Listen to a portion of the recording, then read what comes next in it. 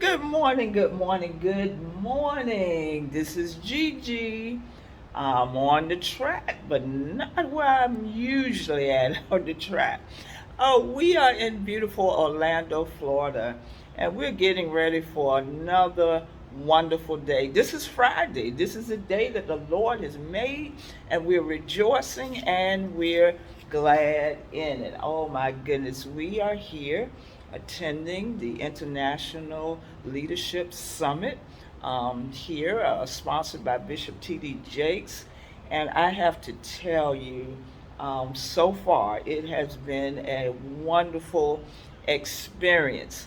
And I always learn something, and I can always get a lesson.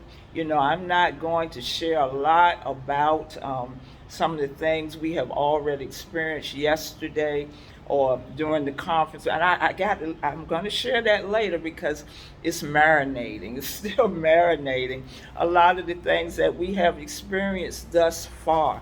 But on this Friday, as I said, I can always, I always can get a lesson from different things that I experience.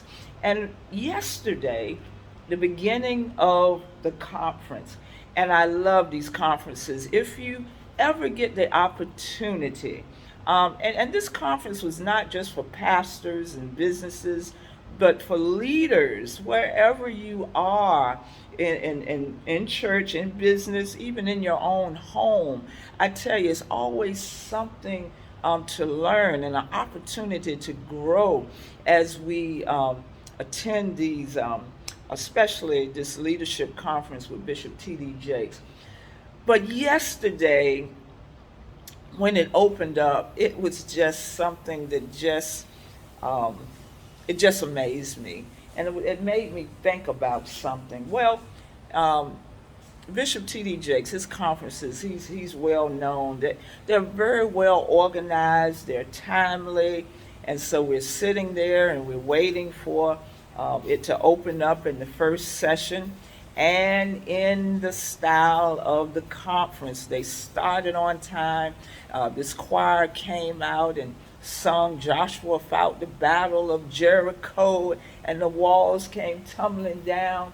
And then Bishop Jakes comes on stage, a powerful Bishop Jakes, as he always does. And he was talking about the purpose of the conference and the accomplishments and how God had blessed him over the years. And he ended up, recognizing his wife of 41 years, and how she stands up in the audience and she's recognized. But it was not Bishop Jakes on the stage. It was a hologram. It was a projection of him. And everybody was responding as if he was in flesh and blood. And what amazed me is because people were responding to the image instead of him in the flesh. Later on, he comes out and he gives this powerful message. But it reminded me of Ephesians 6:12. And I want to give you a nugget. Know who you are fighting. Know who you are fighting. You know what Ephesians 6:12 says? For we wrestle not against flesh and blood, but against principalities, against powers, against the rulers of the darkness of this world, against spiritual wickedness in high places. Because when you're fighting, and we think we're fighting the person, we are really fighting the power. We're fighting the image that's being projected through those spirits that are in the person, not the person itself. That's why our weapons are not carnal, but they are mighty through God. They're spiritual weapons. And Bishop Jakes was talking about, even in today's world, we have to fight with different weapons that are founded in the word, in prayer, and in praise. Oh my goodness, I tell you. But that image, that hologram, and see, we react to images. We're very visual, we act. And sometimes we can't react to the things that we see, but we're responding to the spirit. So our spirit, we have to fight in the spirit.